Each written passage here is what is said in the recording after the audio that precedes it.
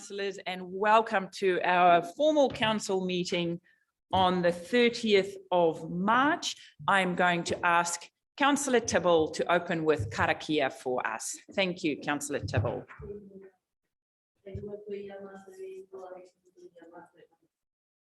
He mea tīmata, he mea mahi, he mea whakawati roto i a koe. Kia whiwhi hoki ai mātou I te ora tonitanga I te mea I a te whaitia nei e koe. Koe hi krauti tō mātou ariki. Amen. With the grace of God before us, let us have a fabulous day. Amen. Amen. Thank you for that. Okay, councillors, we have Councillor Pahuru Huriwai on Zoom. We have Councillor Parata on Zoom. Welcome. Thank you for joining us. As always, if you want to communicate, it is just best to text me, and then I know that you want to have a speaking turn. We have 3 public deputations today, which we'll get to shortly, but let's get into a little bit of business. We are full house today, all councillors here, 2 councillors on Zoom, fantastic. No declarations of interest that I'm aware of, anything that needs declaring. Remember, you can also, when we get to the item, if you've forgotten to declare it at the start of the meeting, please feel free, or there's an obligation once we get there. Councillor Foster, did you wave at me? Sorry. Did you just wave at me? Yeah, yes. no, good. Just as I'm using the government structure, delegations of committees, we've got Chairperson Mayor Foon here. I was just wondering what well, not on mine.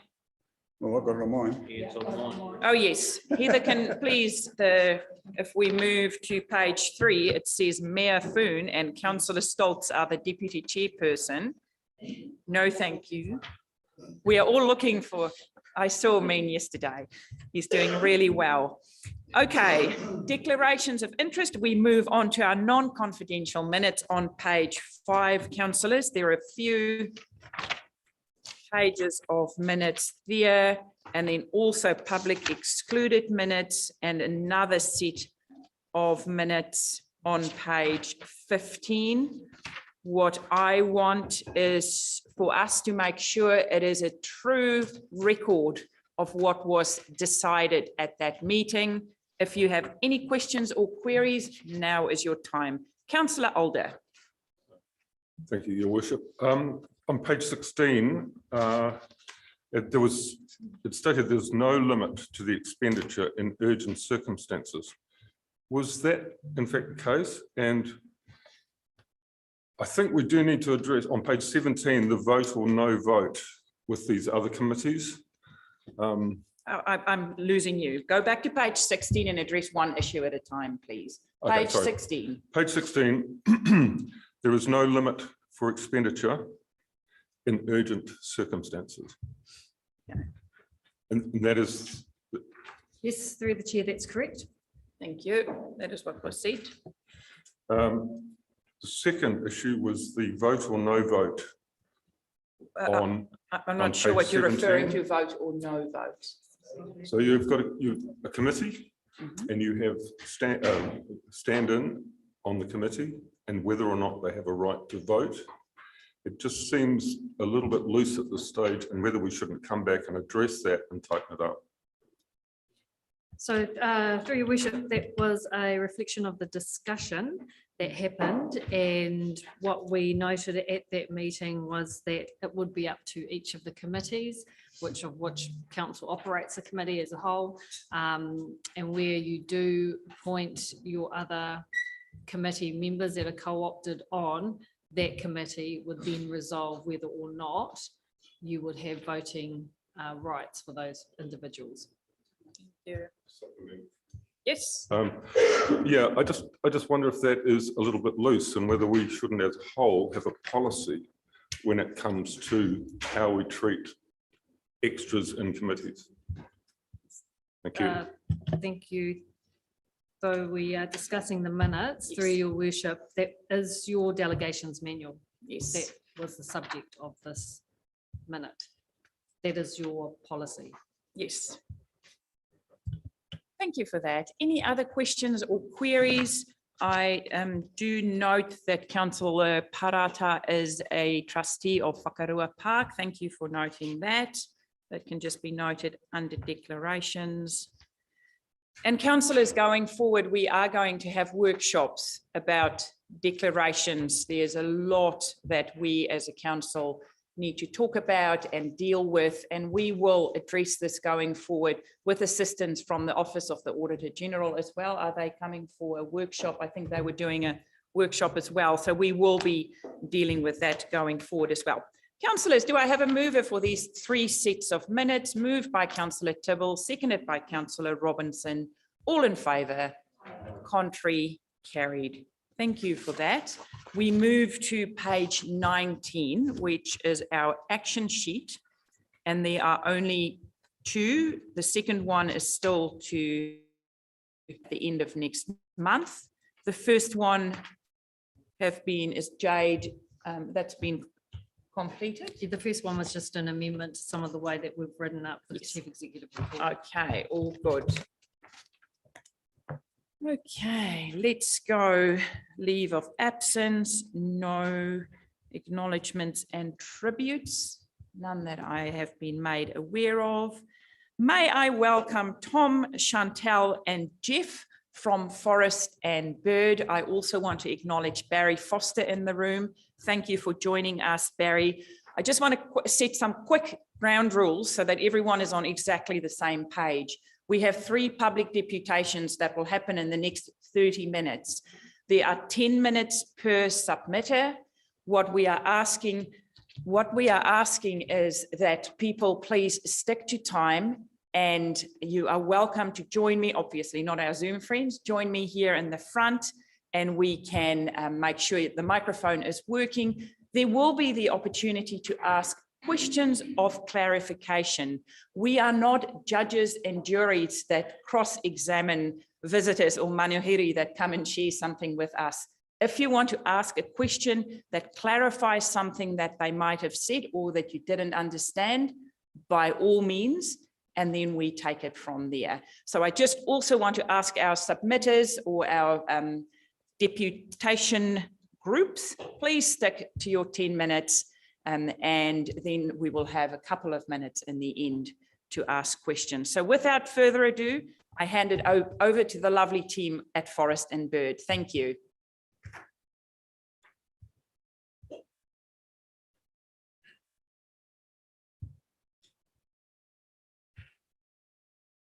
Can you hear me now? Hello. Hello, good morning. We can hear you. Welcome to Excellent. the Gisborne District Council. Kia ora. I'm going to share the screen. Is that working there as well too? Fantastic, thank you. Amazing. Ko Tom toku ingoa. I'm Tom from Forest and Bird. I'm the freshwater advocate. I will stick to my 10 minutes, so I will jump straight into this. I'm from Hawke's Bay originally. I grew up in Napier and Tairāwhiti, but I live in Wellington now. I'm here to talk about nature-based solutions in the wake of Cyclone Gabriel. In the early hours of 14th of Feb, as I'm sure you all know, as Cyclone Gabriel smashed Tairāwhiti in the Hawke's Bay regions, the flow gauge on the Tairāwhiti River upstream of Napier dropped offline. That's where I grew up. I know because I was looking at the gauge that morning because my family still lives next to that river. The river was flowing at about 1,300 cubics per second, or cubic meters per second. That's 1,300 tons of water flowing past the recording point every second. And it kept rising through the night to what's probably the highest flow ever recorded in the river. Just after 8 a.m. that morning, it took out the Redcliffe substation, cutting off power to most of Napier. And by 10 a.m, residents in the suburbs near the river, including my parents, my sister, my niece and nephew, were being told to evacuate immediately. And the Civil Defence said flood on the river were failing to contain floodwaters. The river was overtopping the banks on both sides of the river and flooding into nearby communities. At the time, I was concerned with my family there in Tairāwhiti at the top of the image, but obviously other regions were being hit as hard, and the damage was not being seen at the time because of the comms that weren't being communicated. Gisborne obviously hit extremely hard too, and I'm getting the experience of this third hand through my family and trying to stay in contact with them as they were evacuating an area where a river was breaching its banks. but I can't imagine what it was like to be there and experience this firsthand, and I'm sure many of you had that experience. The flooding during Cyclone Gabriel was the latest of what must be at least 10 serious flooding events over the last 6 or 7 years. I think your CE said maybe 7 storm events in the last 18 months or something. Obviously Cyclone Hail as well, flooding previously in 2022. We thought what had been the biggest flood event not long before in Auckland, I really thought before Auckland that Nelson was the biggest flood event we were going to see for a while. Before that, we had Canterbury with the Ashburton Hakatere River bursting its banks. We had warnings in Central Hawke's Bay before that. We had the West Coast before that, or around that time, several times over on the West Coast, actually, I should say. And Canterbury in 2019 really seemed to have trumped all flooding before, or at least trumped what I had thought as the biggest flood event in recent times, which was Edgecombe in 2017. Unfortunately, this is sort of just showing the trend that as climate change continues, we're going to experience more frequent and intense rainfall across the country, and we're going to see more flooding like this. We're going to see more risk that communities are caught in harm's way, more lost communication, more evacuations. And I never used to have to say this, but more lives lost potentially. And that's the reality of the situation. After the event, NIWA principal scientist, Dr. Sam Dean said, "I have no doubt whatsoever in my mind that climate change has influenced that event." And that's what we're seeing every single time, is the increasing intensity of these events.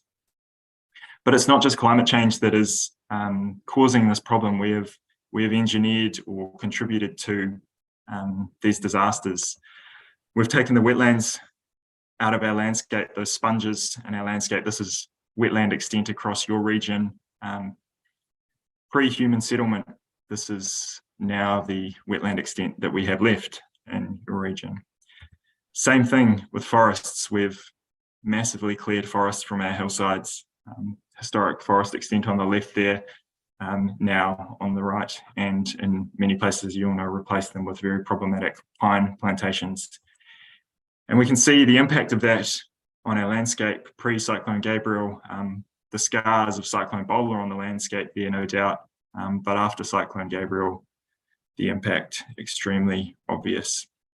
We've done the same thing to our rivers, and I'm going to use a Hawke's Bay example because I know them well, but the Tukituki River in Hawke's Bay had space, had a wider channel where it flowed all through its floodplains. We've narrowed these rivers, we've constrained them, we've tried to shift that water out to sea as fast as possible and developed behind those stop banks as a consequence. And the unintended consequences of this are significant.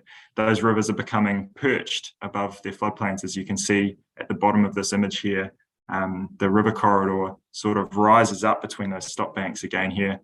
The bottom on the Tukituki River, those two stop banks and the riverbed are grading on what is sort of this alluvial plain. You then have communities that are lower than the river level. Some river experts last year wrote a paper reflecting on this kind of thing, and they said working against nature does not work, and we may be inadvertently manufacturing future disasters. And they simply concluded, among other things, that moving out of harm's way saves lives. Our river management was problematic, but also we've manufactured these disasters by putting people in harm's way. But we didn't have to wait until last year to know this. We've been looking back at the PCE's report after Cyclone Bowler from 1988, and the conclusions are all the same sort of stuff. The draining of wetlands has intensified flooding problems in many areas as wetlands can buffer flood flows. River control schemes require continuous assessment and maintenance to secure their integrity. That is, they risk failing and they're expensive to continue running. Unwise intensive development behind stop banks has often been encouraged. We've moved into places we shouldn't have developed. Pastoral farming cannot be considered a sustainable land use on much of this hill country, and afforestation of the land probably represents the only realistic, economically viable erosion control option. And we know this, and people are starting to move on this, and the solutions are there, right? Narrowing our rivers means that when they flood, our communities are extremely high risk because there's a lot of energy in those channels. When we have more space between stop banks or we move out of floodplains, those rivers have room to be rivers, and those communities are at lower risk of flooding. Greater Wellington Regional Council has just taken an area of land, working with this community to eventually move these people out of these residential and commercial properties and replace that area with green space so the river can move and flood safely. Tauranga City Council is restoring a valley floodplain into wetland that has been tried to be farmed for many years.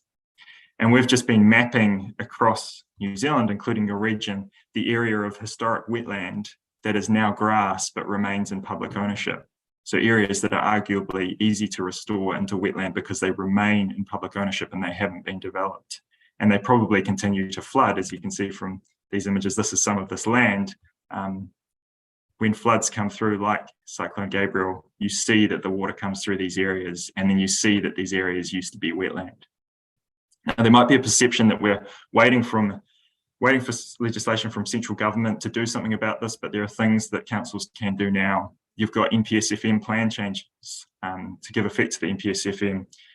You can look at river extent, restoring natural character, wetland protection. Greater Wellington Regional Council is inserting things on green infrastructure and room for the river in their regional policy statement. You have policy and zoning tools you can use. Zoning river corridors or restricting development. You have river management teams that can look at these things from a different perspective. You're doing a climate hazard risk assessment. You can manage your reserves differently as sponges or part of green cities. You have annual plan funding and things that you can change to try and manage rivers and wetlands and forests differently. And you can educate and inform the public to help create these healthy landscapes where we have diverse land use across a region. And I'll leave you with comments from the PCU's report, which were kind of just crazy to read in retrospect. Possible effect of climate change is that cyclones of some form could pass close to New Zealand with an increasing frequency. It may be that in retrospect, the Bowler storm will not be regarded as such an extreme event. In the interests of future generations, central government, because this was written at the time before your council existed, when the RMA was coming in, central government cannot allow the nation's soil resource to be degraded or the nation's floodplain land use to be unwisely used. The true benefits of soil conservation include mitigation of downstream impacts on water quality, flooding, and retention of the soil resource for future generations. These have real value to society. So we're urging you to please get your staff to look at nature-based solutions and how you can bring them in with the tools you already have to decrease the risk to your communities of climate change and increase and improve the condition of the environment. And I think that's probably my 10 minutes.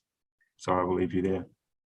Hey, Tom, thank you very much for this very interesting and insightful presentation. Are there any councillors with questions of clarification? Councillor Cranston, thank you. Yeah, thanks, Tom. Very interesting about the stop banks there. Do you have any opinion about when you're speaking about the afforestation, exotic versus Indigenous? Jeff Key, do you want to answer that for me? Yeah, sure. I mean, our view is that land should really be, where possible, restored back into permanent native forest. You don't have the slash issues that everyone's been seeing. You will get some timber that comes down the valleys, but in big storms, but it is nothing like what you see with the slash. And that permanent cover just reduces the risk of erosion. The Cyclone Bowler report identified that areas of native forest had a lot less damage, and so those catchments that had native forest had much lower flows and basically were less likely to harm people downstream. So yeah, native forest in our view is kind of the way to go. Thank you for that, Jeff. Last question of clarification. Thank you, Councillor Alder. Thank you, Your Worship. I noted in fact, every picture that had a river and riverbanks, inside the riverbanks was considerable numbers of willow trees. In some cases on the Tutaikura, up to 2/3 of the river section was covered in willow trees. That plus slash, I believe, contributed a lot to the extreme flood situation. What's your comments on that? If the willows hadn't been there, how bad would the flood have been? Yeah, I mean, that's a very difficult question to answer in terms of how bad this flood would have been. Willows have been the traditional way of managing rivers. They are expensive to maintain, and that you need your stop banks, and then your willows are a buffer zone, essentially trying to slow that water against the edge of the stop bank so you're not getting the scour. I have didn't show them, but have pictures of that Tutaikuri riverbank after the flooding, and it had been scoured out considerably against the bank. So the intention is that they protect the banks from that. But if you can actually give the corridors more space, then the rivers have less energy. You have less need for those willows as that buffer. And Greater Wellington is starting to do things, playing with natives or using native understory under willows so that they can cut the willows out and let the natives come up as a replacement. So your flood protection teams would be able to answer questions about probably different ways of managing rivers rather than using willows. Many thanks, Tom, and thank you to the team of Forest and Bird. Thank you, Barry, also for attending today. And I'm sure our staff will touch base if there are any questions as we go forward with our planning, what we can do differently. Thank you so much for your input today. Ngā mihi kia koutou, thank you. Thank you. Okay, councillors, may I welcome Manu and Bridget from Mana Taiao Tairāwhiti join us here. Welcome. Good morning. How are you? Good morning, Bridget. Please take a seat, make yourself at home. You can just talk normally. This microphone will pick up what you're saying. You don't have to sit too close to it. Thank you for that. The floor is yours. Thanks. Short, everybody. Just wanted to take the opportunity to quickly respond to the staff report on our responding to our responses to their previous report.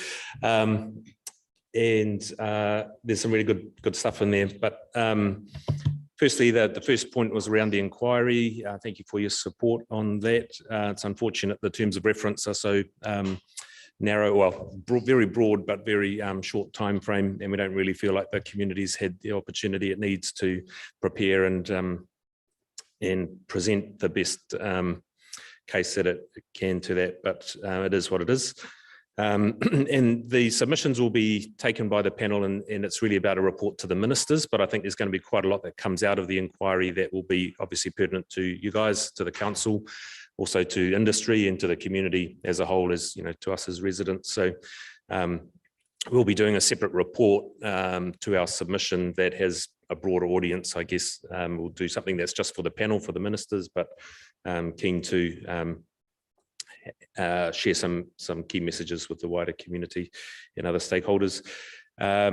There's a point in the staff report around our request for a review of the rules related to land activity in the region. It notes that there was a kind of a review in 2019 by staff. It was very internal. There wasn't an opportunity for public to have input into that.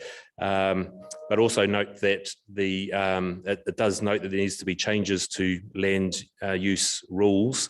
But its opinion in 2019 was that those rules are too restrictive rather than too permissive. And we think perhaps the world's changed a little and we'll get a different response now. But just noting that we're not sure that that review would really stand up as a proper review because there was no opportunity for public input in that process. But good to see that it is happening, and good to see that they're bringing forward the land use rules to stage 1 of that for kicking off this year and next year. And there's some issues around timing there. We don't think that it needs to take quite as long as proposed, and we'll have some engagement with staff going forward around that. It's great to see the response to the enforcement order proposal that we brought to you in January, and that a task force has been set up by council. That's really awesome. And having met with Nick, you guys are taking that really seriously, and it's great to see that separate to the compliance and monitoring business as usual. This is a really focused group that's going to do some great work, I think. So we're very pleased about the response that you've taken on there. And just there's a suggestion we had around reviewing resource consents, and staff feel that to review all 240 something, I think it is, harvest and forestry consents would be a very costly and time intensive process. We agree it would be, but I think we need to balance that up with the time and costs involved compared to the suffering, I guess, of unacceptable practices that we're seeing across the region, the impacts on human life, property, the environment, cultural well-being. So when we're talking about costs and in there, that's the balancing exercise. And those costs could potentially be recovered. So you got to look seriously, I think, at that. And those could be done in tranches to expedite, and potentially with the outcomes from the task force, the enforcement orders, there's a lot of synergies there and some efficiencies, which would mean you don't have to review every single consent individually. It's great to hear that GDC is now engaging with MFE around being a model or part of the pilot for the new RMA reforms. We understand that has complexities and challenges and risks, but that engagement's happening. It's also happening with iwi apparently, and we're keen to see if it's happening at a hapu level, which is included in the new legislation.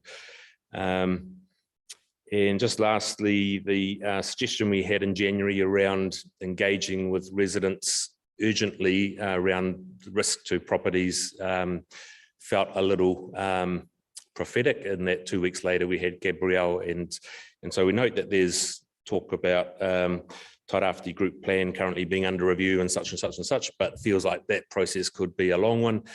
We don't know when the next big event's going to happen, and we'd love to see maybe as part of the process, real engagement at a catchment level with residents and property owners to make sure that we are all as prepared as we can be, that there's templates or access to information, good science, and access to experts, engineers for the rivers and in infrastructure that communities can have urgent access to, given we don't know that another Gabrielle's not around the corner, and we can't wait another 12 months to get better prepared. We appreciate there's a lot going on, but we really sort of want to put a plug in for that. Kia ora, tātou. The only comment I would like to add to that is many of you may not know the rainfall around Cyclone Bowler. Sorry, I just got a sore tooth, so I'm talking a little bit funny. In Tolaga Bay, we have always kept a very good rain gauge, Mike's family, and we had a relatively normal winter, but in the first week of November in 1987, we had over 120 millimetres of rain. In December, I think it was about 150. January was fairly wet. I think it was about 70 millimetres. In February, we had about 150 millimetres. And then, of course, we had Cyclone Bowler, where we at our farm clocked 927. And I just want to share with you that it was also a very wet summer. It was 40 years ago. And we were already in a very wet, saturated situation in the entire district. Obviously, we saw enormous erosion at that time, which is why this horrendous medical experiment of Pinus radiata has happened. But, just remind yourselves with the talk of climate change that there are other cycles going on as well in life. And if we go back to late 1938, 40 there, we had a similar event. Again, around about a 40-year cycle. So don't put everything down to climate change. And yeah, let's make some good decisions for the next generation. Certainly on our farm, it's not looking too bright right now. So there are many others the same out there. So yeah, let's think about the next generation. Kia ora, Bridget. Bridget. Any questions of clarification, Councillor Foster? Interesting you say that about that pre-bowler and the amount of rainfall then. My question is, what were the beaches like back in those days? Were they full of slash and rubbish like we have now, all around the coast? Well, my family obviously were living where we are now at the time. Cyclone Bowler didn't come into their home, didn't come within 50 metres of their home, of where I live now. This event has come in It's come into our home, all our lower level, we're yellow stickered. It came in 2018 with slash. It came in Hale with slash. And it came in 3 times worse in Gabriel with slash. And just a comment to add to that, we only had 247 millimetres of rain at Gabriel. We had approximately 900 at Bowler. So, you know, I think the most basic way of looking at it is that if you're in the bath and it's about half full and your husband or wife or kids jump in with you, what happens to the water level? That's what slash did. That's what logs did. And that's what the sediment, the amount of sediment that's coming with these very big trees, you know, the forestry company would be the first to say what they can't understand is how do 10 to 15-year-old trees, let alone the massive trees falling down the Doonholm Hill on the side of the road at the moment. I see them at Otoko as well, but, you know, these trees get out of control and they're filling up the rivers. The other thing is that the Mangahaya, I'll speak for the Mangahaya, which has always been always been able to keep its water. We've had some very big events, and the only time the water has come out, apart from Bowler, has been when the logs are out. And it is a very big river. It can take a hell of a lot of water, and farmers can take a lot of water. Houses can, crops can. Lots of people can handle water. It goes through, like after Bowler, we had the sweet corn harvesters were parked in our front paddock, ready to harvest at Cyclone Bowler. Sweet corn for Sidenko, Watties, can't remember which. And, you know, Bowler went through the harvesters, but we were still able to harvest. 3 days later, we were able to harvest, but we couldn't because the Gisborne water supply was blown out. So there's a big difference, okay, between the sediments are massive.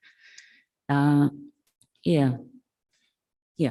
Maybe just quickly too, the work we've been doing with, there's over 100 researchers that have volunteered their time with us and they've reviewed hundreds of publications.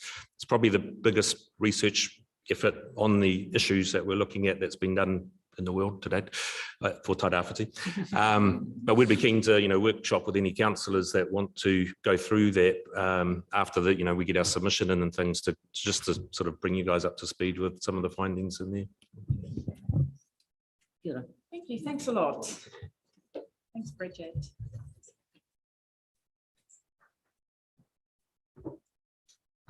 Councillors, next I welcome Rena Kohere to join me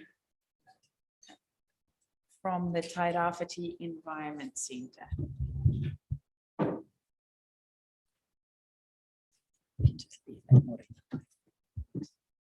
know the drill. Make yourself at home. I do. Thank you very much. And the floor is yours. Morena tātou, ko Rena Kohere tōku ingoa, tēnā koe Riet, ngā mema o te kaunihere with Tairāwhiti and attending staff and public gallery. So, kia ora tātou, kia ora anō. I'm Rena Kohere. I'm the manager for Tairāwhiti Environment Centre. I'm here today on behalf of the Tairāwhiti Environment Centre Committee, who had requested a speaking slot. Unfortunately, Joe Mackay, who was scheduled to speak, is unwell, so I am here today in her stead. So I have all of our committee speaking notes, which I will run through. So for those of you who don't know, Tairāwhiti Environment Centre was established over 30 years ago as a community organisation, and our vision is oranga Taiao, oranga tangata. So to put it simply, we're focused on the health of our environment and the health of our people across the region for Tairāwhiti. We're an incorporated society. We are based in Palmerston Road, and our main focuses are waste minimisation, biodiversity and education. We actually work in partnership with GDC around waste minimisation, education across a number of different spaces over the number of years. And over 5 years ago, we supported the GDC application to MFE for the feasibility study funding. We wrote a letter of support because we believe a resource recovery centre is going to be an important pathway forward for our region to manage our waste and to manage the climate action and climate effects of waste in our region. So The Environment Centre would like to thank GDC for providing me as the manager the opportunity to participate in the assessment panel for the tender process for the feasibility study, in which Civil Assist was selected as the lead for that project. The Environment Centre would also like to acknowledge Phil Nickerson and Charlotte Phelps on the GDC staff who have had a great impact in waste minimisation across the region in their roles. So the Environment Centre was involved in the community engagement phase of the feasibility study that was conducted by Civil Assist. So through our networks, we encouraged public participation and we supported Civil Assist and GDC staff to make connections across commercial entities, community groups and other individuals already working in waste minimisation and resource recovery across Tairāwhiti, because we believed that the success of the study was going to come down to our community's ability to participate in a meaningful way. And in regards to the paper presented council today, the Environment Centre would like to express support for option 2, which is the recommendation to proceed with option 2. The Environment Centre Committee would like to add to that support with an expression that an ideal process on behalf of our committee would be Te Tiriti-led with mana whenua in advisory roles, and that the development of a region-wide zero waste strategy that captures the long-term vision and roadmap for all waste-related kaupapa and the intersection of climate action we would like that to be reflected within the Resource Recovery Centre network. The Environment Centre supports a strong focus on meaningful community engagement so that all communities understand the potential of a resource recovery centre or network and that their aspirations and designs are well understood in the process. The Environment Centre supports a focus on community-led rather than commercial enterprise to maximise the social benefits of resource recovery. The Environment Centre would like to see alignment with zero waste hierarchy so that opportunities to refuse, reduce and reuse are prioritised over recycling. We believe that there should be a focus on circular economy opportunities for our region. The Environment Centre would like to see an openness to explore other options and sites beyond those mentioned in the Civil Assist study. And the Environment Centre would recommend that experts are engaged from community-led resource recovery, like Extreme Zero Waste, Envision, Paracore and the Zero Waste Network, as they can provide key advice for the next stage of design and engagement. Effectively, we don't need to reinvent the wheel when options already exist out there that Tairāwhiti could be inspired by. Cyclone Gabriel has highlighted the fragility of our region's infrastructure, and resilience has been a buzzword for our recovery. The Environment Centre's position is that a resource recovery centre or network will assist greatly with our region's resilience while also addressing climate issues. As a final point, the Environment Centre would like to reiterate that municipal waste to energy is of particular concern to them, and I note that that was referenced in the CE's report on page 222 of the agenda. And the Environment Centre would like to clearly state that we do not support municipal waste to energy. As a final note, the Environment Centre Committee and staff obviously would like to signal our willingness to support these future discussions around Resource Recovery Centre and networks for our region. We believe this is a major turning point in terms of the way that our region addresses waste and just the basic framing of the change of thinking around our whakaaro from disposing of waste to viewing it as an asset and a resource that can benefit the future and the development and the recovery of our region. Tēnā koutou. Thank you, Rena. Thank you for your very constructive. And we were emailed last night with some basic, just from Joe, just some basic information as well. Councillor Robinson, thank you. Question. Today, you say that you don't, the Environment Centre does not support. Yes, very clearly the Environment Centre does not support municipal waste to energy in our region. Does that include the green component of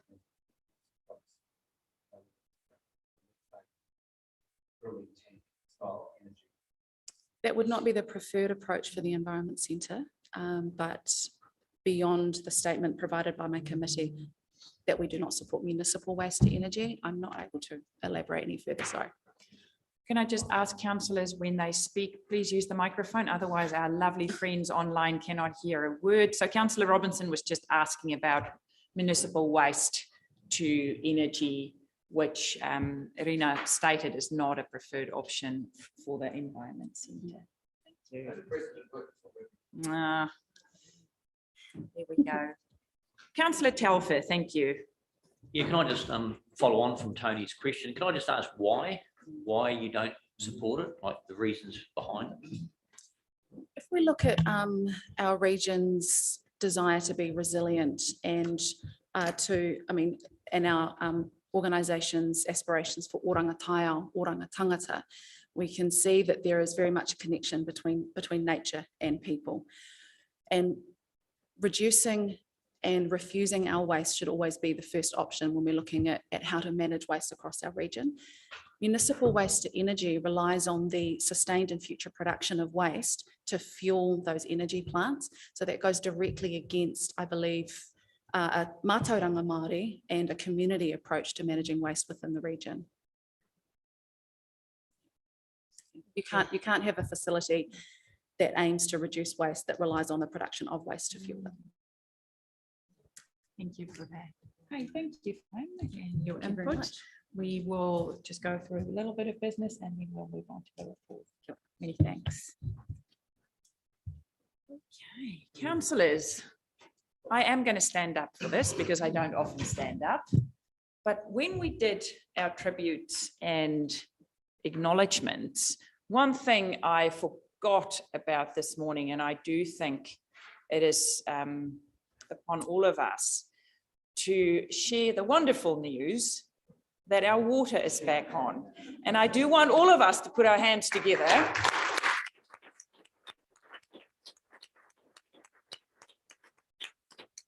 It is wonderful, and I do want to take this opportunity to acknowledge the teams, the GDC team, Dave, you and your team, Nadine, you guiding the team, our contractors, our engineers who've been working non-stop for 6 weeks to get this on. It is joyous news. We are very, very grateful for the work that has been done. I also want to acknowledge next door our civil defence teams that are still going. And even though life for the vast majority of residents have moved on and it is as normal, I do want to acknowledge there are still people hurting out there that need our help. So I do want to, again, just publicly thank our civil defence teams, everyone that has worked alongside them, our health, our iwi partners, police, ambulance, NEMA, and I'm now forgetting people, but everyone that has worked alongside that team. It is a long journey still ahead of us. It is not a race, it is a marathon. So I just want to take this moment for all of us to take a deep breath, be grateful for where we are at in this journey, and also buckle up because it is a long journey ahead of us. Okay, without further ado, we are going to move into our very, very interesting agenda. I really enjoyed reading what we had in front of us today. Thank you for the team for putting together this agenda. I'm going to take us to our first agenda item, which is discussions in regards to our Resource Recovery Centre and the study that is in there, and then just moving to the next stage and discussions around that. So I am taking the report as read. It was very interesting reading, Dave. A lot of work has happened behind the scenes since we've last spoken about this. So thank you to your team. Do you want to give us a 1, 2, 3, 4, 5-minute overview and just let us know, and then we'll open it up for questions. So thank you, Your Worship. Just want to acknowledge Phil and the team for what they have done here. It has been a lot of work to get us to this stage, working with Civil Assist, with the Environment Centre, and a number of stakeholders around getting to a point where we can start having some meaningful conversations around what resource recovery looks like in Te Tairāwhiti. Also, just quickly before Councillor Robertson points it out, just apologies for the typo. There's 2 options being considered, not 3. So apologies, that's a typo in the report that I missed. So the two options that we have here, and we're thankful to the Ministry for the Environment for giving us the funding to do the background work and essentially consolidate a lot of what the community knew. A lot of things that I know this table has discussed over the years, as well as to Resource Recovery Centre, where could it be, where should it be, but it also consolidates a lot of different information that's been sitting in people's heads or different reports that have been done over the years as well. Is there anything more that you guys want to add, Phil, or do you want to just take questions? You want to add, Phil? No, just to talk about what Rena was talking about. You know, it's been a long process to get to where we are. So yeah, I'll leave it up to you to ask questions. Thank you. Councillors, I just want to ask that we give, yes, you will have one speaking turn. If you want to speak, you don't have to speak. The report is quite self-explanatory and very informative.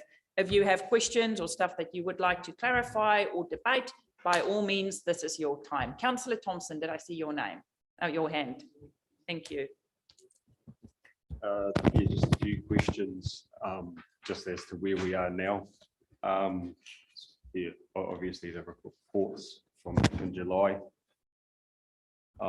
We should have a baler and running within 6 months. So that's January 23. Page 91 says site works should have a aerobic composting facility by March 23. And then it also mentions a truss and framing facility by January 23. So I'm just wondering where we are with those items. So through your worship, the anaerobic digester with site works has been delayed given some shipping challenges that they have that we've been working through, but also with some of their site preparation that we've had from issues with Cyclone Gabrielle and those things. Just by way of further background, site works have the contract for the waste that will come off the wastewater treatment plant. So that is the plant that we are working with them around our waste supply for that. So that one is there. The framing that is up and running, isn't it? What's right? The framing plant is up and running. So some of that stuff is being done. That's with Tairāwhiti, a lot of the pre-built housing things that are there. And the baler, sorry, Phil. The baler, that's, again, we've just had troubles with recent weather events, just getting that actually going. That's working through with waste management. So they've got a baler that they need to service and get up and running here. Cool. Next, I have Councillor Parata, then Councillor Cranston, and then Councillor Gregory. Morena tātou. Through your worship, I just wanted to thank staff for the report. I actually found it really insightful and interesting. And I got a lot out of it in terms of the conversation around how we manage waste. I did just have a question about the difference between a satellite centre and community centres, and if the conversation or the proposal is for 2 sites, one in Ruatoria and Tolaga, or is it either or? Yes, Your Worship. That is kind of up for debate, and that hasn't been finalised, so we can decide what is best for community and what comes out. You know, community led might decide we want to have multiple sites. Yeah. Councillor Cranston. Yeah, thanks. Yeah, great report, great read. Yeah, the Resource Recovery Centres it is about, but I think it we need to think a bit deeper than that. Green waste separation is a must as soon as possible. That's an absolute. I thought our statement is a bit soft. More efficient use of resources, reduction in handling costs, and minimal contamination. The balance of reducing handling costs and doing this efficiently is always going to be a challenge for us, and I think everyone can appreciate that. We need to do, and this isn't necessarily council, this is probably national, we need to do more work at the front end of plastic manufacture. I'm sick of going to Bunnings to get a pair of scissors to cut out the pair of scissors I bought out of the plastic I can't get into. So you know, I think we really, on a national basis, really need to work with getting that front end with the manufacturers to not be using these things in the first place. We do have a bit of responsibility here because of our plastic bag situation where we're using black plastic bags en masse. So I was quite surprised to not see anything until page 91 on wheelie bins. And I know this is about the recovery centres, but in designing the recovery centres, we really need to know how we're going to be handling our waste off the street at that time. And it probably goes to the likes of my Noki as well. And I think we should really get behind that, because I've got a small worm farm myself and I've seen just how efficient they are at the green waste side of things. So I see they're maybe applying for a resource consent to do a worm farming operation in the area. Absolutely support that. I think it's a great option for our green waste. So anything we can do to charge that a bit more in support of. There is a danger with those commercial operations having a cost to the consumer or the users. So we really need to keep an awareness of that. And I think that goes the same with any of our green waste operations, where I have personally seen the cost of disposing of my green waste go up recently. And, you know, if it gets to a point where it's too expensive to do it in the way that should be done or could be done, then it's going to be a challenge for us. So in general, a great report.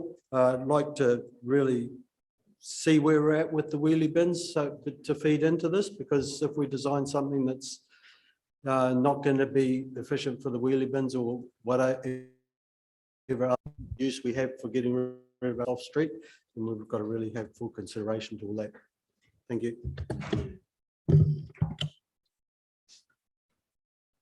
Through your worship, we will be bringing you another paper on wheelie bins, on the waste contracts and those things at a later date. Councillor Gregory, thank you. Thank you. I've just got a couple of questions. The first one is on page 44, where we have our waste minimisation plan, 2018 to 24. So in 2024, we update this? Do you, Bishop? Yes, that'll be updated. So we're going through that process now. Yes, and so we could possibly be looking at try for a zero waste rather than just a reducing waste at that point. And my other question is on page 53. It says in the report, there's no collection point for soft plastics. However, in October last year, there was a press release that council put out that we have 6 soft plastic places for collection. I just wanted to point that out. I love the report, really thorough. I love it that we're looking at other successful resource recovery centres and can learn from their mistakes as we progress this really exciting thing for our region. And I'm also happy to move option 2. Thank you for that, Councillor Gregory. Next, I move on to Councillor Pahuru Huriwai and then Councillor Ria. Thank you.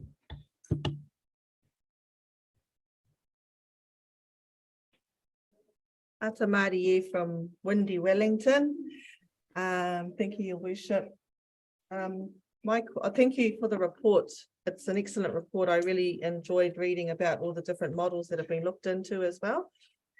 I had a question about whether there was a measure around COVID waste, all the PPE gear and masks and aprons and gloves and what impact that may have had on our waste creation really over the last 3 years.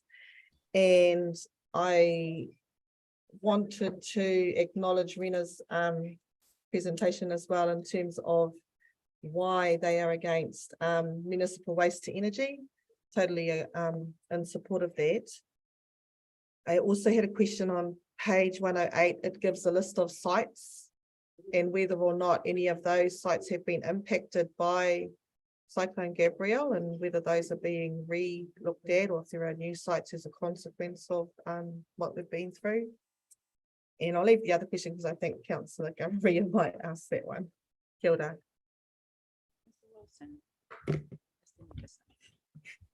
Okay, I'll do the sites, you do the PPE.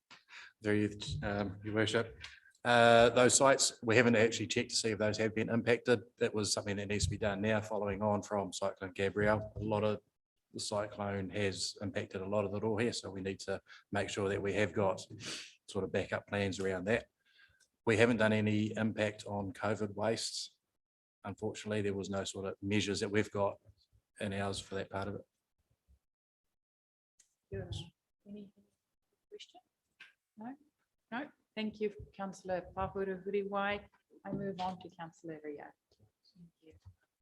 Thank you, Your Worship. Thank you to everyone who played a part in this report. It was a really good read, just supporting what everybody else has said, and also our speakers this morning, because there was some really awesome information, and it's awesome to have that type of guidance and support from some of our partners in this space. So thank you. One of the most concerning parts of the report for me, and it might just need more clarity for me, for my sake, is that on page 34 at stage 3, where it says the conversion of remaining transfer stations, there is a bullet point of Walling Marae, accepting all waste streams for their catchment areas or practical and suitable in the case of marae. So at first glance to me, it was, oh my God, are we going to put a waste station at a marae? But yeah, so I'm just seeking a bit of clarification around what that actually means. So through your worship, no, we're not going to turn marae into waste stations.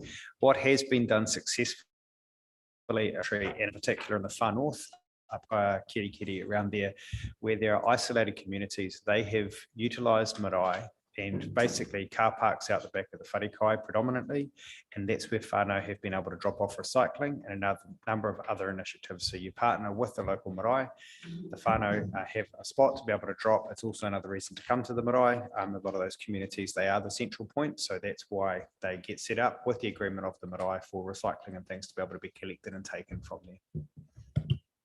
Councillor Wharehinga, thank you, and then Councillor Robinson.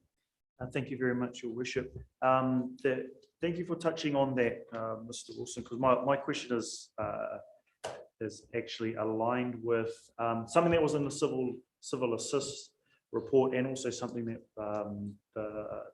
Rena from the Tairāwhiti Environment Centre has said, and it's around our te tiriti obligations and our mana whenua obligations. I like that idea. Will that kōrero and that wider strategy also come back to us at the same time as the wheelie bins kōrero? Is there going to be more of a fleshing out of those enabling strategies around parakore waste, etc., etc.?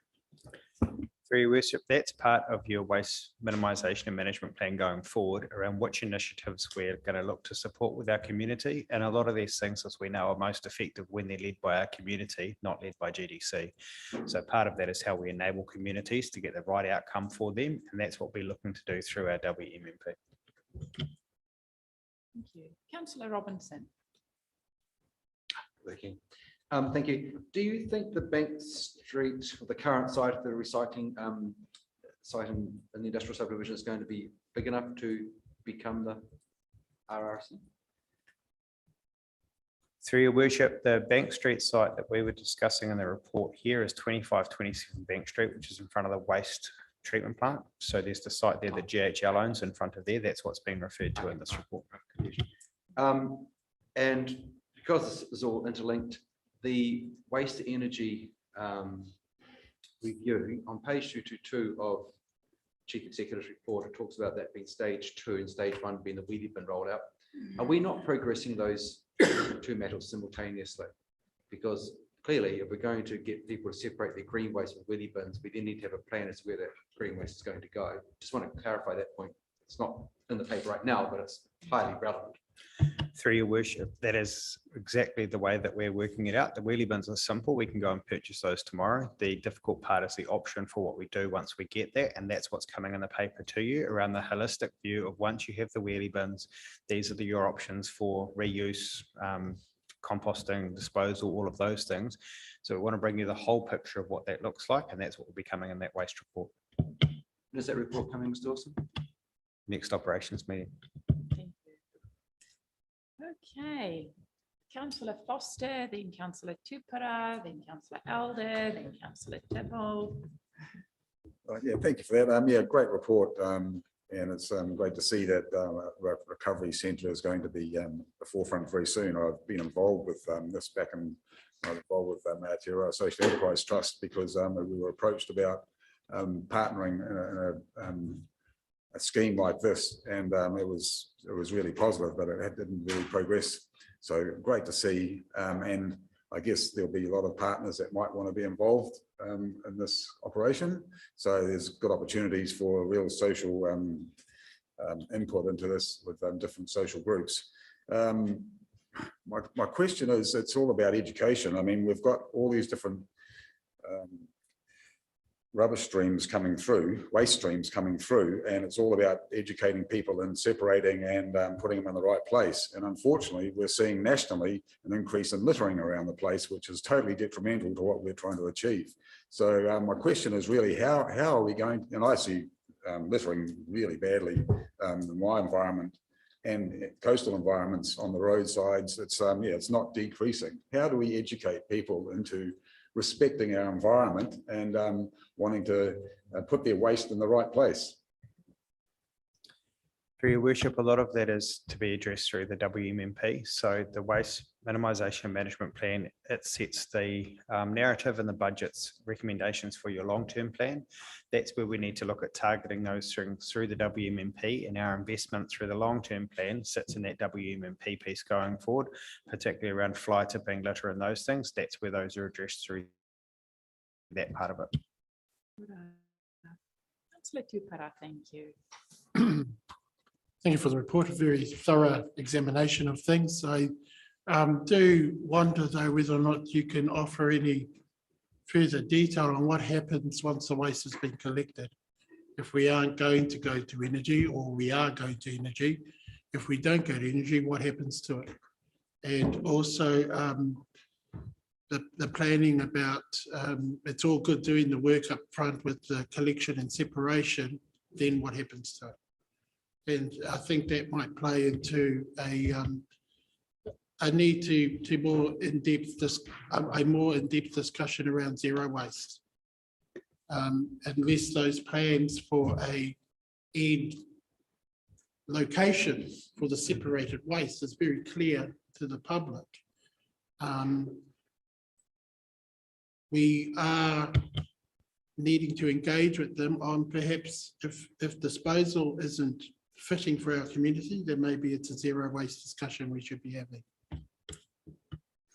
Through your worship, and apologies for referring to the waste paper that's coming, but there is a huge amount of detail that will be evident when we show you that paper in the next operations meeting, and that will discuss your disposal options, your collections options, all of those will be wrapped up into a paper there. Thank you. Councillor Elder. Thank you, Your Worship. A very big report, and there's so much in it we could spend all day, I think. But a couple of points. One, waste to energy. I think it would be draconian to shut the door on that at this stage. There's so much new stuff happening out there that, you know, there's lots of possibilities. There's no price mentioned of, no cost of trucking this stuff out of town. There's a footprint on it. I think we should own our own waste. You know, it seems wrong to be trucking waste out of town. It's wrong to truck it out of the country and send it offshore. So we need to try and aim to deal with our own waste. This is going to require capital investment and partnership, which is being suggested in here. And there is a price on green waste, and it's horrific. Hundreds of $150, $190 a tonne to process green waste. It worries me that if the council doesn't own the capital in that establishment, we could become beholden to the partner at a future date. Any comment? Thank you.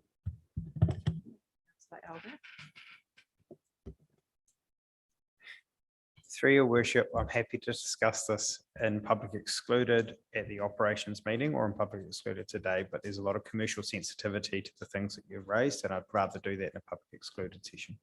Thank you for that. Last but not the least, Councillor Tibble.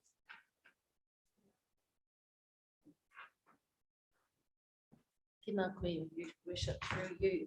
Kei te mihi atu ki te ripoata, e whakatūtiki hi anai hei kai mā mātou whatu. E toru aku kaupapa. So just three things I wanted to raise a question on. One is in the future planning in relation to the education strategy. That education strategy also being able to build in mātauranga Māori considerations of practice in relation to waste. The second question is in relation to the possibility of social procurement opportunities that can happen in the localities, especially in our rural areas in relation to waste. And that's me. Thank you. Through your worship, unbelievably support all three of those. So definitely looking for a matauranga approach for the education components that we're doing, and using location-based resource is the only effective way of doing what we're talking about, particularly when it comes to that knowledge and being able to share that with our communities. So very much looking for the social outcomes and location-based resources part of this as we roll it out. You. So this wraps it up. It is a very good report. It is it's a journey we are on, and as councillors and as the community, we will have input how we move through, and as we get more information, we'll make decisions as we go. But I do want to thank staff for a very thorough report. I have a mover in Councillor Gregory, seconded by Councillor Foster. All in favour, contrary, coffee. Carried. Okay.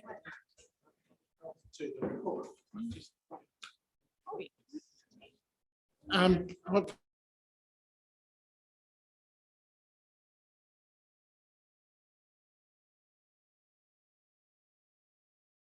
seen a report to come on, Ngāriki Kaipūtai and Whānau Kai are bracketed in there as a subset to Taitanga Māti.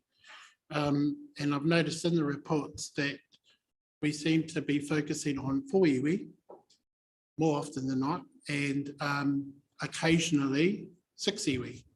And I was just wondering whether or not I've missed something, or is that a direction that council is taking in terms of iwi relationships? I'm only asking that because of current iwi relationship issues out in the community. Through your worship, so no, it just depends on which report it was and the report writer in terms of who they were engaging with, but we tend to use, in terms of iwi, the ones that have been identified through our census or through the post-treaty settlement entities. So see, in terms of the census, fair enough, but in terms of post-settlement, because Mahaki hasn't settled, yet it features in there heavily, and I think that casts a shadow on the other iwi who also have not settled, but the tribunal has identified who the iwi are that they're negotiating with. And there just seems to be an imbalance in that for me, with reading report after report. Okay, page 142.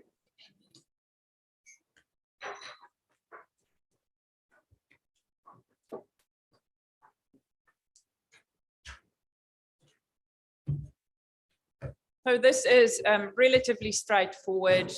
Thank you, Yvette. It was a good read. It was an excellent submission. I hear that the select committee gave us a little bit of a high five as well for the quality of our submission. So thank you for the work that's gone into this. It was good to read through. It's really easy to process. So thank you for that. It was even I understood it.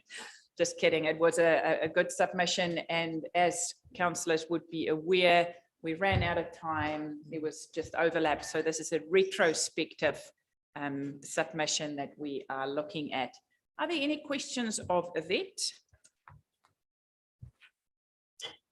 Councillor Cranston.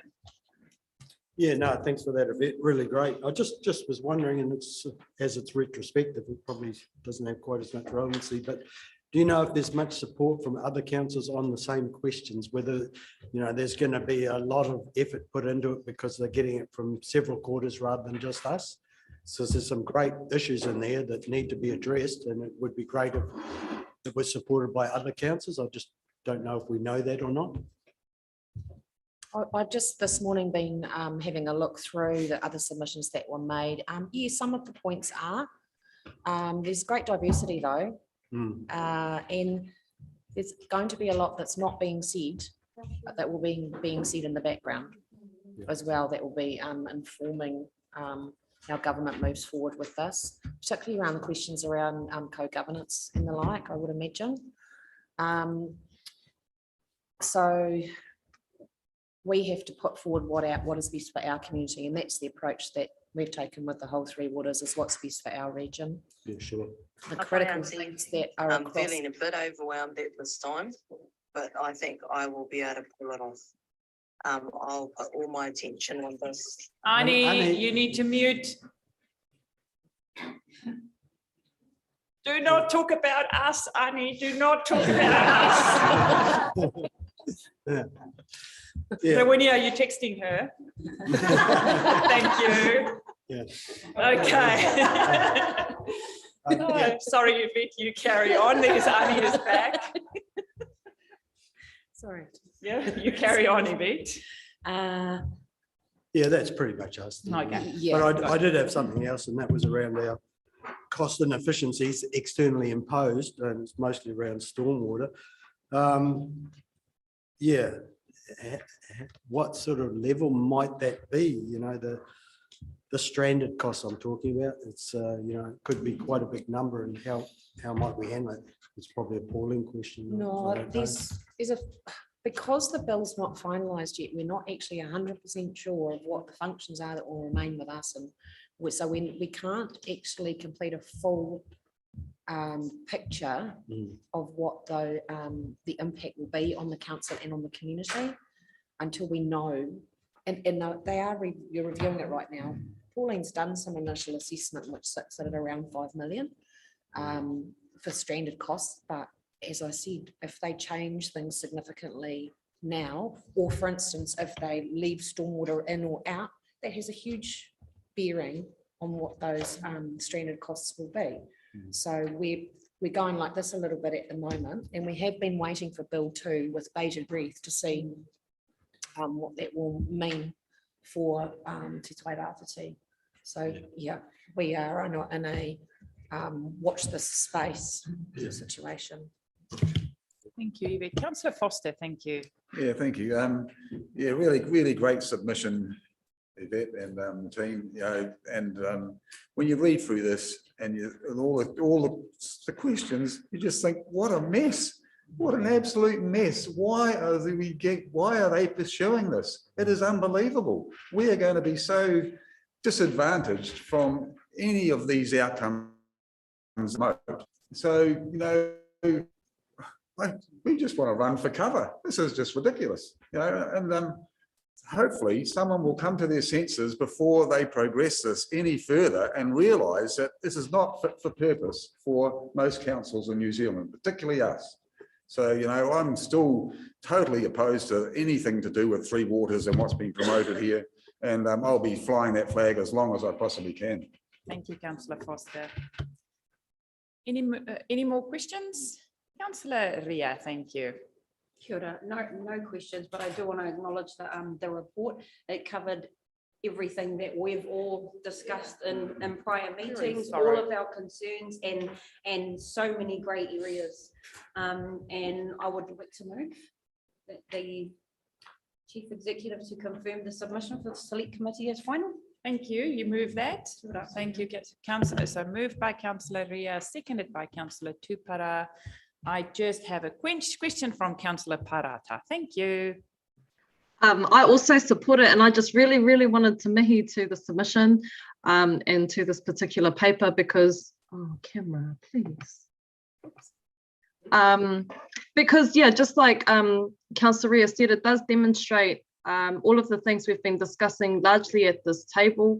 I feel like it's representative of the issues of our region, both in town and out into the rural communities. It raises affordability. And I just really wanted to mihi to how much it felt like it was advocating strongly on our behalf. So no partai, just absolutely was a pleasure to read. Thank you. Thank you, councillors. We have a mover in Councillor Ria and a seconder in Councillor Tupara. All in favour, contrary, carried. Thank you, Yvette. Councillors, we move to page 166. This is a noting report in regards to the recommendations made by Mana Taiao Tairāwhiti. Thank you, Joe, for joining us. Morena tātou. So I thought it would be timely to provide a brief update on the responses from a staff perspective on the matters raised in the Mana Tairāwhiti deputation and petition. Manu and Bridget set the scene nicely for you this morning with their second deputation to council. Obviously, work has gone a little bit slower due to the impacts of Cyclone Gabrielle, but I did want to assure you that work is still progressing and underway, and happy to take any questions. Thank you. Councillor Wharehinga. Thank you very much, Your Worship. First, I want to acknowledge the presentation that was given, actually in regards to this paper. I also want to acknowledge the hard work that staff have done and that fast work that staff have done post-cyclone hail and in spite of Cyclone Gabrielle. One thing I really wanted to ask was actually linked to part of the presentation from Mr. Caddy this morning. It was around community access to good science and experts. We have good data, good science, and good experts. What is your view, operational view, in regards to being able to make that accessible, make our experts accessible to the community? I mean, understanding too that our experts are people and they need looking after in terms of their well-being around workload, etc., etc. But your view and what we'll need to do in order to be able to meet our community's needs on them, because data, he's been said over and over again, data is the new gold, right? And we need to be making our data accessible to ourselves, but also outwardly. So do you have anything to respond in regards to that? Thank you. So through you, Your Worship, I guess on a principle basis, a strong part of our, I guess, mission statement as strategy and science, both me personally and Tom, our environmental science and monitoring manager, is to make our data accessible. You know, ratepayers or the taxpayer is funding the gathering of this information, and that's sort of a principle we are working to. How we do that, and the best way to do that is the harder bit to answer, and often it does come down to resourcing, the infrastructure that sits in behind our data, making that easier to track from. So it's ongoing work in progress, how we make our data more accessible, more usable, more understandable, but it is the principle that we work within. I'm not sure that quite answers your question. Supplementary, that's great. I guess that signals to us as a table we maybe need to work on some kind of data strategy or data policy or something. Also in regards to access to our experts that are in-house for communities. Through you, Your Worship, again, that very much comes down to resourcing. Obviously, we have a work program. Often there's not a lot of slack within that work program. So it's not that we don't want to make experts available. It's just we then have to stop doing something else potentially. Thank you very much. Thank you. Any other questions or queries? Otherwise, do I have a mover and a seconder? Moved by Councillor Gregory, seconded by Councillor Ria. All in favour, contrary, carried. Thank you. So next we move on to our Chief Executive's activity report. Thank you, Nadine. And are you going to do a quick? Thank you. Through Your Worship, just a high-level overview. What we've tried to capture in here is the kind of key areas that the organisation is focusing on, and looking at some commentary in those activities around the impact of the cyclones, plural, because they kind of flow into one another. And just open up really for questions, and the team will respond according to their sections. Thank you. So councillors, the floor is open. If you get your notes ready, if you have some questions. Yes, I think we do it by section. So the first section we're going to do is central government update. So that's page 5 to 12, which is quite straightforward. That is just an update on the massive amount of work that is being done and submissions that our staff make And also in light of the cyclone, I want to acknowledge the submissions staff are also making as emergency legislation is going through the House. Our staff also have to pull together extensive submissions, operational submissions. So there's a huge amount of work happening in that space. And I just want to acknowledge that, Nadine. If there are no questions there, we move. Yep, absolutely. Microphone. Just microphones, everyone.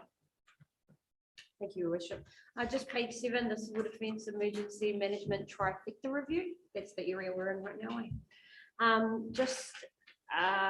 I did have a concern that possibly our CDM process in the future will be driven solely on the recommendations made by NEMA, which in reading the Trifecta Review is mainly informed by legislation.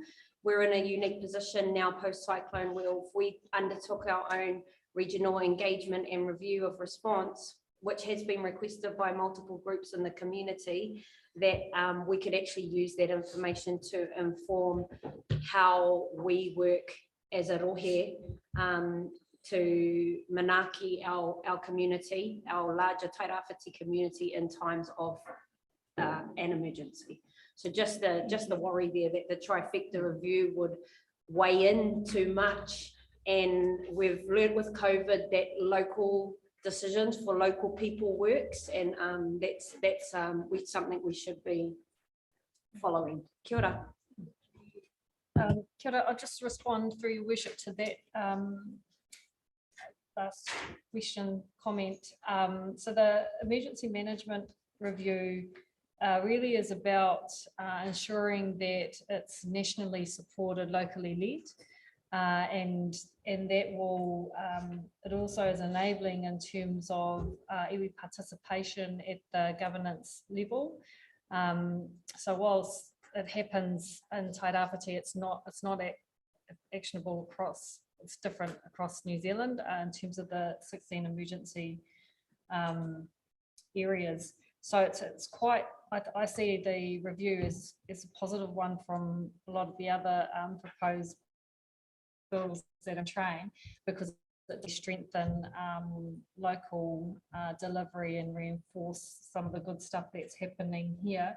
In terms of the regional a review of the regional response, we are certainly undertaking that. We're just getting a few things lined up so that we can then set up dates in order to coordinate that. And because as we're thinking about recovery, the community clearly said to us, we actually just want to talk about how the response went before we move into recovery. So that's on the plan to get done. Thank you. Can I just, the other thing I just wanted to mention, so just going back in terms of the work that the other work that's not captured in here, or may not be in terms of the depth that we need, is around the cyclone Gabrielle cabinet group that's been stood up, but also us responding to the special legislation that's coming out to enable council to be able to conduct, those most affected to be able to conduct its business. So there was a bill that was read on Tuesday. What they're looking at in that space was extending our timeframes for the annual plan. So annual plan normally adopted on 30 June. That will be now pushed out to no later than September. What we really want, however, is to get our long-term plan to be a 3-year recovery plan, and we've been pushing really, really hard on that because it will enable us to align all the activities to address all the issues and opportunities that have come out of the cyclone through gathering information from our response debriefs and the recovery plans as well. The issue, while it's might be good for other councils that are less impacted, the annual plan really just extension of timeframes just compacts our ability to deliver the long-term plan. And unlike others, we're unitary, and so it's all falling on the same staff doing the recovery, response, claims, finances, etc. Unlike some of the other councils who have the benefit of sharing that load across their areas. So we are really pushing hard. And the other thing I just wanted to mention, sorry, in this policy section that some of you may have seen yesterday, that, and it's very pertinent to the first conversation that around the recovery space, the waste strategy that was announced, which is looking at standardizing recycling services. So in terms of the paper that will come back to operations, because it's a moving space in terms of national legislation unfolding and waste, will be incorporating and thinking about how that flows through too.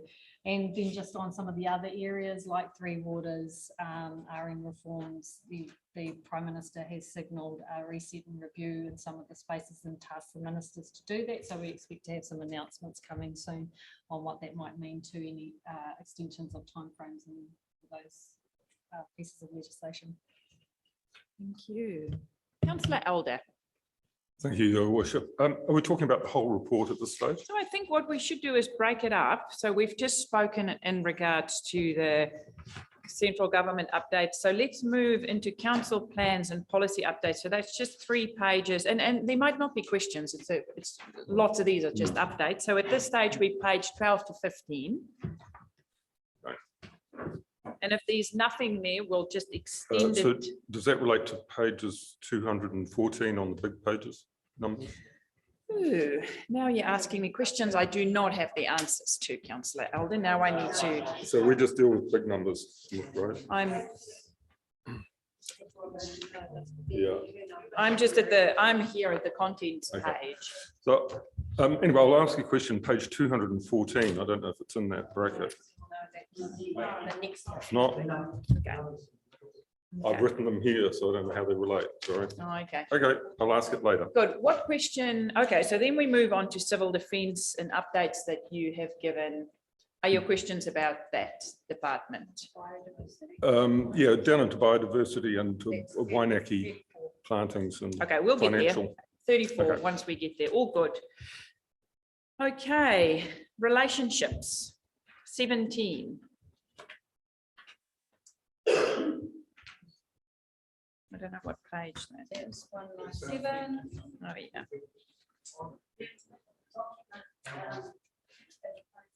Okay.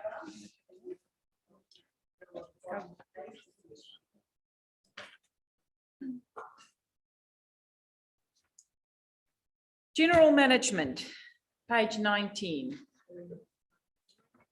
199.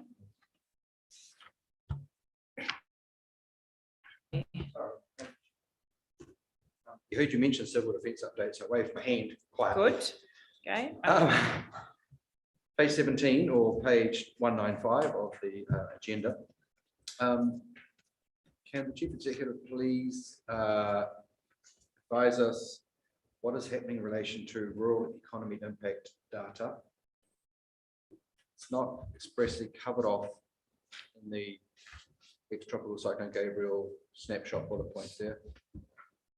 Yes, through your worship, as mentioned, we're waiting on Trust Tairāwhiti to complete the collation of the survey. So the surveys went out to all the business and rural community, and they're collating that data, and when that is available, we'll present that back. And also we're working on, our team will have a dashboard hopefully up and running next week with kind of key metrics, what's happening in the region and what we're focusing on in the recovery space, and we'll feed that data into that. Supplementary question, do we know when Trust Tairāwhiti, or have we expressed an expectation to Trust Tairāwhiti when we would like that information by place? No, we have not. No, we don't. We can follow up. Thank you. Okay, personnel management, health and safety, financial reporting. If not, we move into, oh, sorry, I should look up. Councillor Foster, thank you. Okay, thank you. I've got about 3 questions around this area. The first one is on page 199 about Tech One, and which will improve efficiencies and provide a better employee experience. How will it, my question is, how will it improve a better employee experience? Tech One, oh, it's on what next? On page Mr. Beatty. 199? Yeah, I'm happy to respond to that. So Tech One is part of the Enterprise Solution Project. So in this regard, as it relates to people and capability, it'll drive through some efficiencies in the ways that we do things. So some of our manual processes that we have now will be more automated. By way of example, the way that we onboard staff and the way that we create offers and acceptance, etc., will be more automated. That's just one of the key examples. So we're hoping to have that system up and running around July, towards the end of July. Okay, yeah, thank you. That's good. The other one is health and safety and the incidents at the, or the unfortunate incidents at the Olympic pool. Can we have a bit of a response to that, because this is concerning?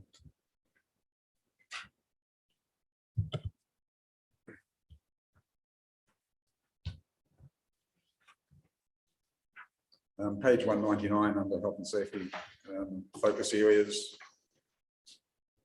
Oops.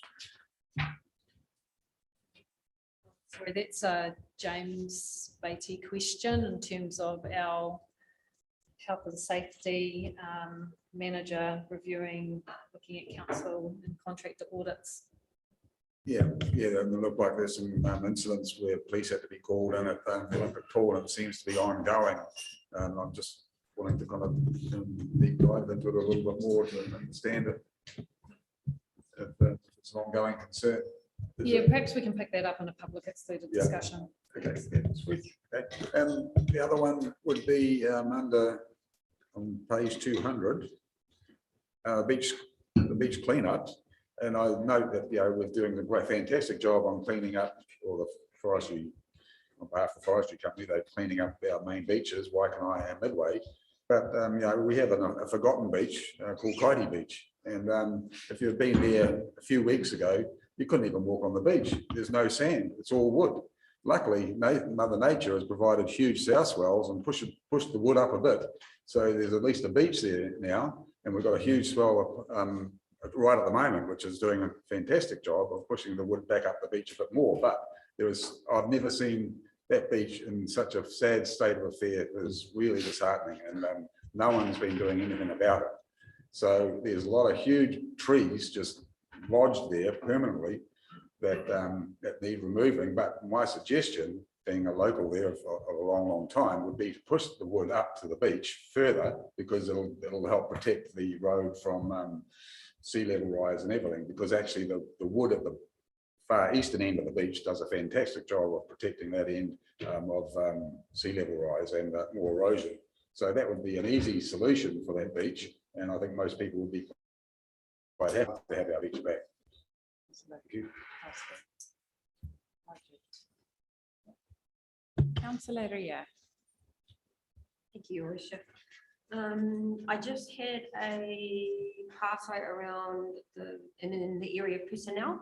So we're starting to kind of get a good picture now of some of the needs within our community after Gabrielle. So for example, building and resource consenting. To accommodate for emergency housing. Will we look to increase staff numbers in these areas? So it might be waste, roading, emergency housing, in order to, one, take some pressure off our current staff, and two, to increase the council's capacity to be able to complete and address these issues quicker. Kia ora. Thank you, through your worship. So that's entirely why we want a 3-year recovery plan, so that we can address any of our capacity gaps that we've got. In terms of the current situation, the volume that's coming in terms of resource consents, because of the emergency situation as well, isn't that great. So it's not that that's increased or reduced the capacity for staff to respond in that particular space. But we also have the ability to reach out to other councils to bring in other support if we need to, and that was made really clear to us and available to us when we were looking at all the building inspections that needed to be done at the time.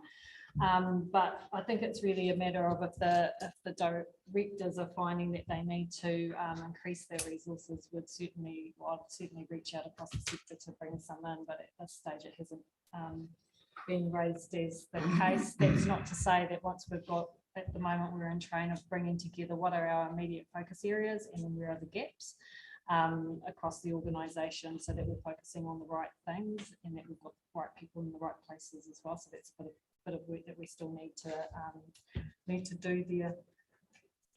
that answer your question? Sorry, supplementary. I just want to, you know, it's, and I see the benefits of everything you've explained, but I also see the importance of that because some of our community are still in emergency and still without homes, that some things need to move quicker. Kia ora. Councillor Pahuru Huriwai and then Councillor Telfer. Now you can talk, Annie. Sorry, I have teenage boys running behind me from the swimming pool. Sorry, I've got my headphones in so I can hear everything and you can't hear them. But I just wanted to pick up on page 198, the Kahui Patukai Kiri. And if we, now my page is lost just a minute.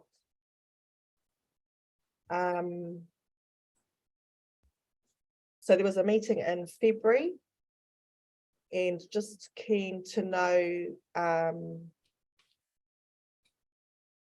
that audit result, how those audits are going. And then the other thing was just to acknowledge the surf hubs that's mentioned on page 205. That we have a surf hub in Onipoto Beach in Wharekahika. Gisborne board riders have been a massive part of that, and it has been had exponential use. There was a surf competition held last week with over 80 tamariki. Schools from Mangatuna made the long trip round, and also Makarika School. It's bringing a bit of joy into the lives of some of our rural tamariki who have suffered a lot up here on the coast. So I just wanted to acknowledge those. Also, I get a bit mamai when our councillors talk about the beach. I mean, Councillor Foster talks about Kaiti Beach and everything that's happening there. I just want to acknowledge that all of our beaches on the Tairāwhiti, from Tūranga all the way up to the Ngutuawa and around to Tairāwhiti, are covered in slash and woody debris, and they're dangerous all the way along. And it's a massive job, and prioritizing the removal of all of that, you know, is huge. But I just wanted to note that it's hard to listen to and to hear that concern put forward when we know that there are so many of our communities suffering right now with woody debris on the beaches. It's not just about Kaiti Beach. Kia ora. Kia ora, thank you for that. Councillor, yes. Kia ora, through the chair. Just in relation to the Kahui Patukai Kiri, we have provided all the information for people doing the audit, and we are expecting a response by May, which is Thank you. Councillor Telfer, microphone. Yeah, page 198. Yeah, I just wanted to go back to that. In 2013, there was a joint management agreement with Ngāti Porou, MPI and the council on the management of that catchment. And I just wonder whether or not that is now 10 years. I'm wondering whether or not we could maybe have a meeting with these people that have been involved, because I think if we haven't learned something, this has apparently been operating for 10 years. What's been done, what's the results, and how have these impacts of Cyclone Bola? Because I think we're going to be having some really, well, it seems to me a really hot topic out there in the community at the moment around catchment plans, and I think we're going to have to be having some big conversations around them. So I would be really keen to look at what are the results of what they have implemented up there. Through your worship, so that group comprises council staff, and worship involved in it was Bill and myself and Selwyn and Tui. Yes, yeah, yes. And so there are so just in terms of the information that you're requiring, initially when that group got actually active, it was providing funding for the erosion control protection. on the East Coast. So it was an administrative type body for funding, and then has kind of changed in its relationship with the joint management agreement in terms of the relationship that we have with Te Runa Nui there became more so that there was dependencies and connections between what that group was doing and what the Restoring the Waiapu Catchment group was doing with MPI at the table. I don't think we've convened this year, but that's one thing that we need to come together. I think it might be worthwhile, however, that staff bring a report back, just giving a bit more background to councillors about those two particular forums or agreements. Thank you. Councillor Robinson, thank you. Page 192, just a point of clarification.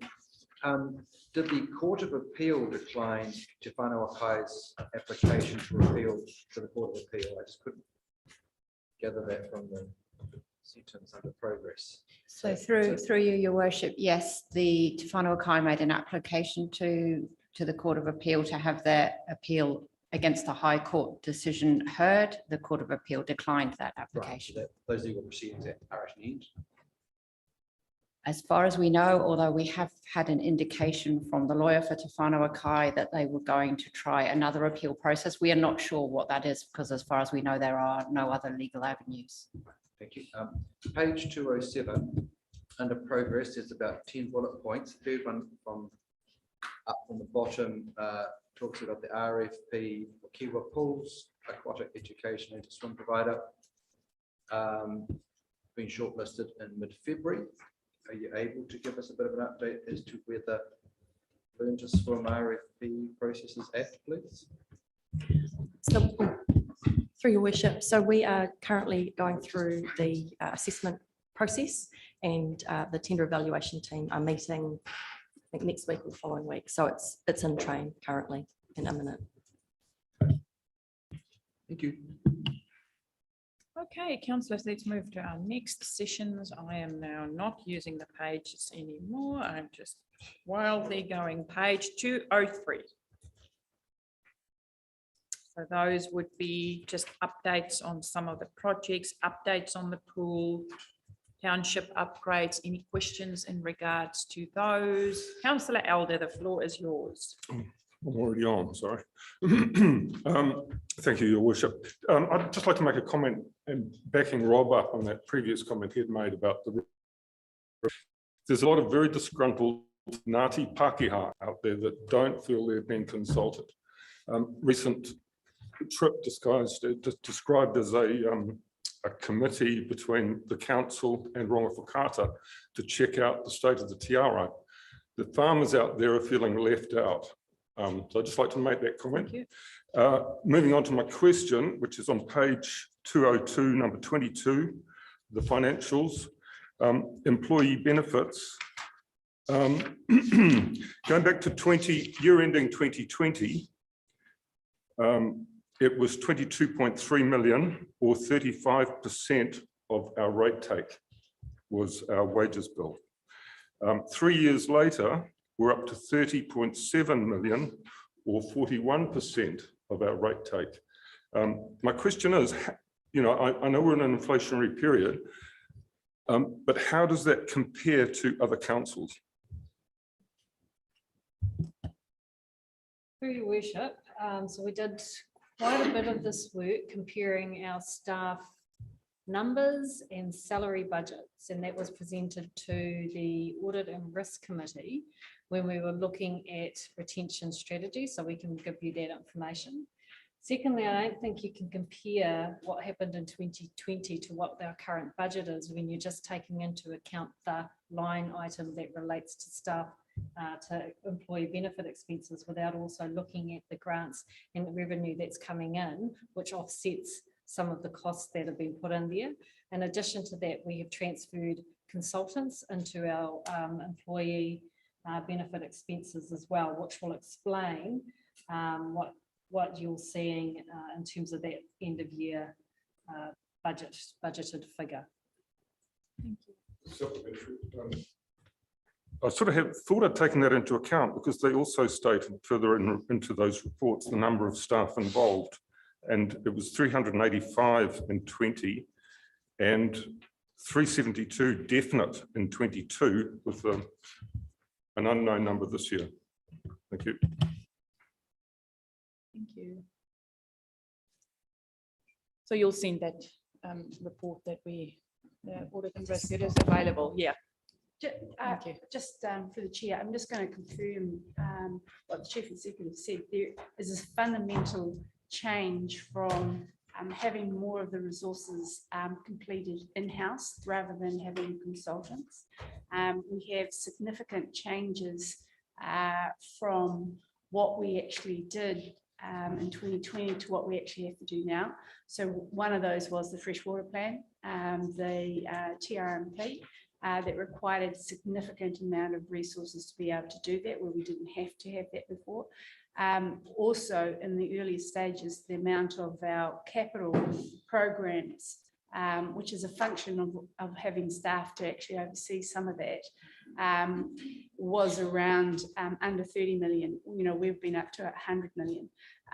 In addition to what the chief executive has said, there's also been a significant amount of grant funding, which is reliant on us producing work, and that is with staff. So that's why you see the differences. The other, we always benchmark, especially ourselves in terms of the unitaries, and we compare ourselves to the Nelson, Marlborough, and Tasman, and we were the lowest in terms of the employee expense. Also, the other things is difficult to compare completely. The other things that actually distill some of that, we have our staff from the pools is also included, whereas some of the other councils have contractors. So it's not always like with like, but we do benchmark us and we say that is pretty low. Thank you. Councillor Tupara and then Councillor Ria. Thank you. Thank you, Your Worship. I need to take a sec and I need to object to the use of the term Ngāti Pākehā by my learned colleague across the space. And having just had a brief discussion about Te Kāhui Patu Kaikiri, I think it's important that we nip these sorts of things in the bud. Rongowhakaata has every right to engage with council on the Ārai River. They are the mana whenua for that river. Ngāti Pākehā doesn't exist as an entity. If the farm, they have a tremendous big group, federated farmers that goes out to back to the pull them time and time again, and mana whenua does not. So I object to the use of the word Ngāti Pākehā to award it a status similar to that of our iwi. Our iwi have a whakapapa to that river, and the farmers do not.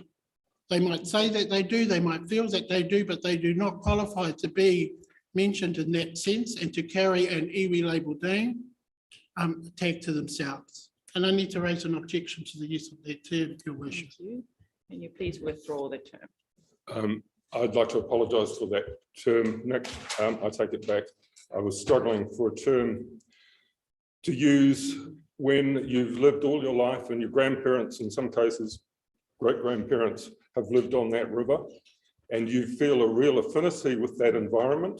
And we do not have a term for what that is in our language, but it is a real feeling, and there is a real feeling that we're being left out. So I apologise for the term, but I'll find another one. Thank you.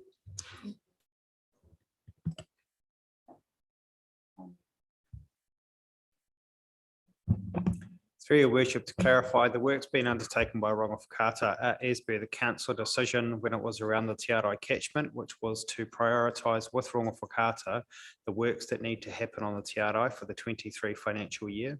We partnered with RIT because of the works that need to be undertaken immediately after Cyclone Gabrielle. We worked with their Taiao team to walk the river, identify 5 hotspots of bird's nest that we needed to do with our engineers, and we've removed those.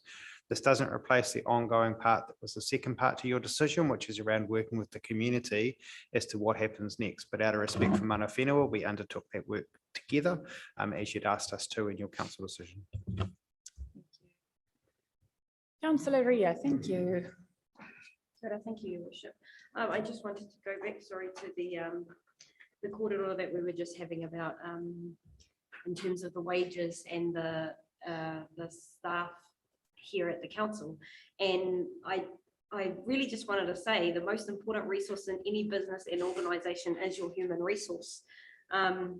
When you take the amount of money spent on wages and you divide it and average it by the amount of staff that work here at the council, this is not a rich man's wage that council workers get, even though it might seem like a large number, even when you average it across everybody. I'm totally for growing in-house capability and in-house capacity, because when we then outsource to contractors, it costs us sometimes 3 to 5 times more than it does to have that person on as a staff member. And so when we take the issue of the how much the income is for our staff members, and we don't incorporate the other mitigating factors that could actually in the long term help to minimize the risk for the council overall, it kind of gets put in a room of its own instead of being relative to actually all the other things that relate to it. Kia ora. Kia ora, thank you for that. Councillor Cranston. I believe we're on focused projects, bearing in mind what Tom said this morning, and it was really pretty interesting about the raising of river levels from the stop banks. But that aside, Waipawa Riverbanks is a major project in mid-flight and it's not mentioned under the project focused projects. Just curious to know whether that had taken any hits, the project had any backward steps through Gabriel and the issues. Through your worship, we have undertaken a review of the Waipawa flood control scheme. It performs as expected. So there was only one minor breach, and that is down right at the very end on the Muriwai side below the railway tracks. There's a small dropout there of about 30 metres along that stretch. The rest of the bank has all held together quite well.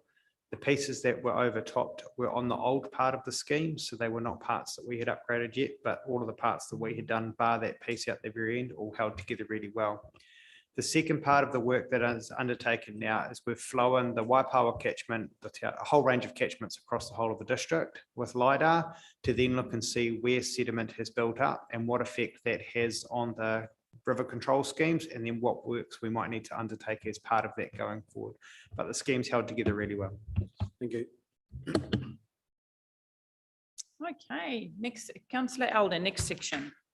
Sorry, Worship, we're getting sick of my voice. That's all right. On the Waipawa Stop Bank, is 41 and 41, there is reference to 7.5 million COVID recovery for the Waipawa riverbanks. And on page 39, there is 9 million allocated to the Waipawa for Kainoa, from Kainoa RDU. So I'm assuming those two add together, and that's the amount that's going to be spent on the Waipawa, or has already been spent on the Waipawa. I've mentioned it before, but the bulk of the works to date has been done where minimum damage will happen if there's a breach. I also note that the lower part of the Tairāwhiti has benefited from some of this money, and in this recent flood had at least a 3-metre freeboard after the work that was done. And TK obviously needs some work. So is there any chance that some of this fund could go into saving the Tairāwhiti? Through your worship, the Tairāwhiti is a tributary to the Waipawa. The works that have been undertaken by Waipawa are on a prioritised rate that was done around the availability of material, purchases of land, but then also looking at the areas that were going to be protected by that. And the decision was made 4 or 5 years ago to protect the city side first, given the implications of why that side needed to be raised. A flood controls for the Tairāwhiti and other areas across the district, Mangahuini, Makarika, there's a whole range of them that we need to come back to you on. At the moment, there's no further works up the Tairāwhiti River as part of the Waipawa scheme. It's to continue on the western side, and we'll be coming back with a report around what that looks like going forward as well. Bye-bye. Councillor Pahuruhuriwai, thank you.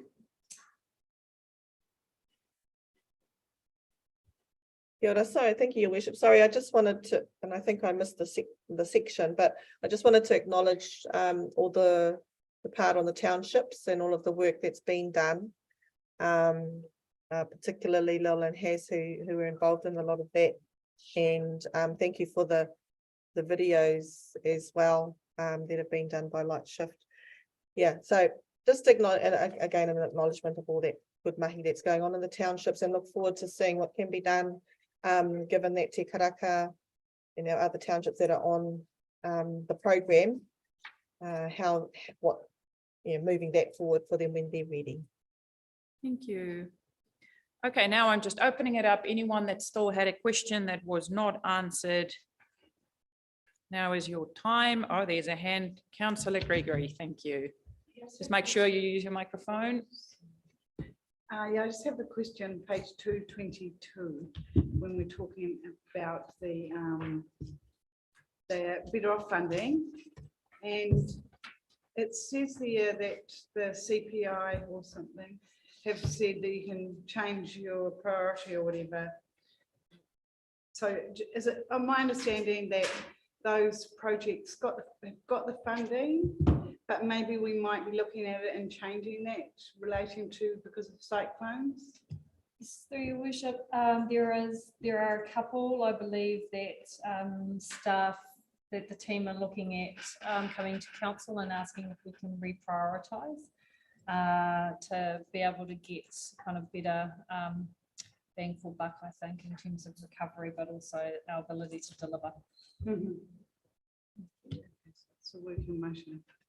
When is that likely to come back to us supplementary, sorry? Through your worship, we would be looking at either the next council meeting or the next ops meeting, depending on which one we're able to hit. Councillor Wharehinga, thank you. I'm happy to move the report. Thank you for that. Seconder for the report. Thank you, Councillor Robinson. All in favour? Contrary, carried. Thank you. We're going to take a 5-minute break and then we will come back. Thank you for public excluded. Thank you to the Gisborne Herald for joining us today.